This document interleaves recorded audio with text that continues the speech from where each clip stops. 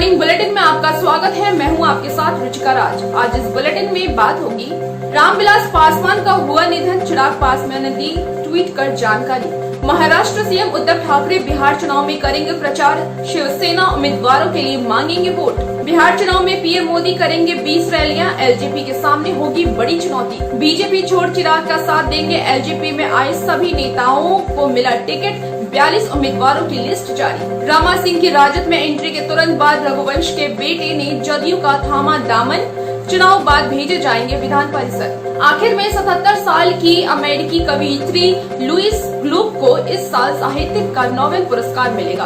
तमाम बड़ी खबरों से पहले एक नजर सुर्खियों पर। उपेंद्र कुशवाहा की पार्टी के 42 नामों की लिस्ट जारी, खुद होंगे सीएम कैंडिडेट। ओवैसी के साथ बना grand democratic secular front. Gupteshwar Pandey ने कहा, कभी कभी आप जो चाहते हैं वैसा नहीं होता है। मैं एनडीए के साथ हूं और चुनाव प्रचार करूंगा।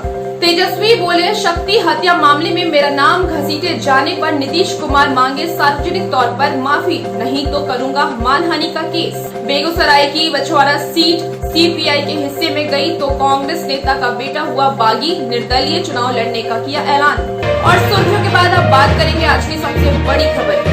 केंद्रीय मंत्री रामविलास पासवान अब इस दुनिया में नहीं रहे। उनके बेटे और लोक जनशक्ति पार्टी अध्यक्ष चिराग पासवान ने उनके निधन के बारे में गुरुवार को रात में ट्वीट कर इसकी जानकारी दी।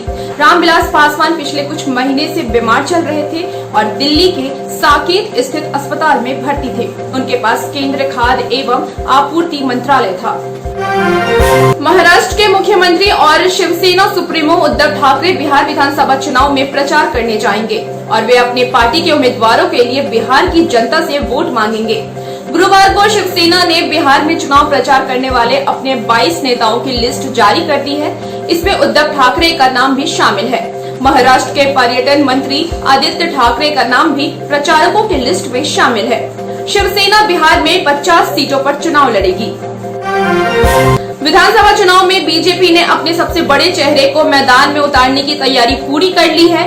बिहार भाजपा के मुताबिक प्रधानमंत्री नरेंद्र मोदी बिहार चुनाव में 20 से ज्यादा रैलियां करेंगे। इन रैलियों में पीएम मोदी बिहार के उन सीटों पर भी प्रचार करेंगे जहां से चिराग पासवान के उम्मीदवार नीतीश कुमार की पार्टी के उम्मीदवारों को चुनौती दे रहे हैं। इससे एलजेपी की चुनौती बढ़ेगी। बिहार विधानसभा चुनाव के लिए लोक जनशक्ति पार्टी ने 42 उम्मीदवारों की पहली लिस्ट जारी कर ली है। हाल ही में भाजपा से लोजपा में शामिल होने वाले राजेंद्र सिंह को दिनरा से टिकट मिला है। वहीं उषा विद्यार्थी को पालीगंज से पार्टी ने अपना उम्मीदवार बनाया है। इसके अलावा बीजेपी से ही लोजपा में आए रामेश्वर चौरसिया को पार्टी ने सासाराम से टिकट दिया है। राजद के कद्दावर नेता स्वर्गीय रघुवंश प्रसाद सिंह के बेटे सत्य प्रकाश सिंह जदयू में शामिल हो गए हैं। बताया जा रहा है कि चुनाव में जीत के बाद जदयू ने उन्हें विधान परिषद भेजने का भरोसा दिया है।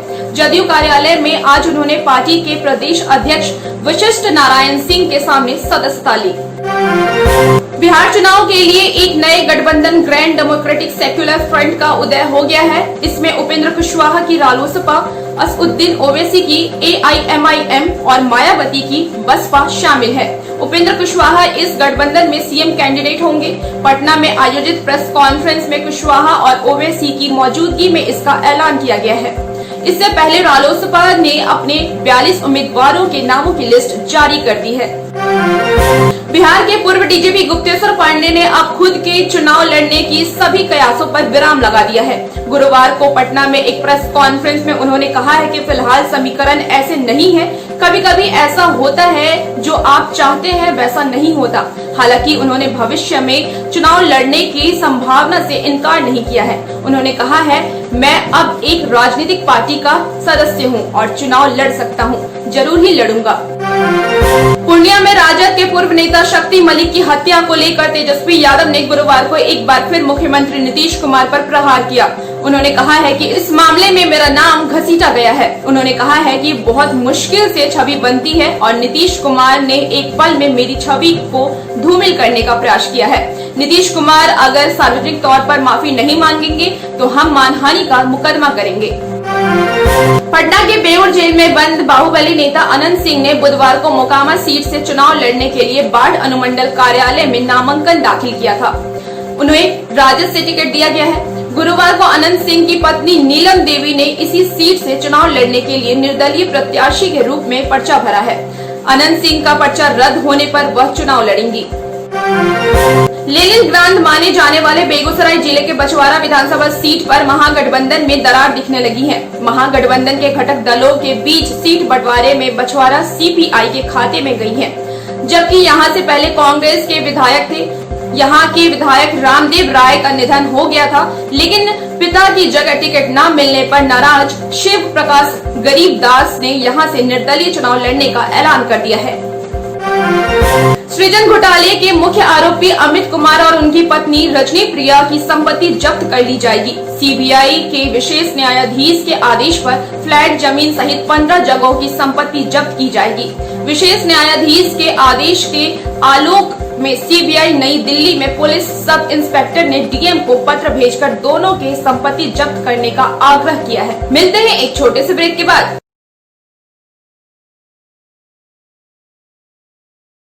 मॉर्निंग बुलेटिन में फिर से आपका स्वागत है। अब देश दुनिया पर एक नजर। मुंबई पुलिस ने गुरुवार को फॉल्स टीआरपी रैकेट का भंडाफोड़ करने का दावा किया है। पुलिस कमिश्नर परमवीर सिंह ने प्रेस कॉन्फ्रेंस कर बताया है कि रिपब्लिक टीवी समेत 3 चैनल पैसे देकर टीआरपी खरीदते थे और बढ़ाते थे। इस मामले में 2 लोगों को गिरफ्तार किया गया है। इस चैनल से जुड़े लोगों को पूछताछ के लिए बुलाया जाएगा। फोर्ब्स की इंडिया रीच लिस्ट में कोरोना वैक्सीन पर काम कर रहे सीरम इंस्टीट्यूट के साइरस पूनावाला पहली बार टॉप 10 में आए हैं। वहीं नौकरी.com की parent company info edge India limited के फाउंडर संजीव बिखचंदानी समेत देश के कुल 9 कारोबारी पहली बार देश के टॉप 100 अमीरों में शामिल हुए हैं, जबकि मुकेश अंबानी लगातार 13वें साल भी देश के सबसे अमीर व्यक्ति हैं।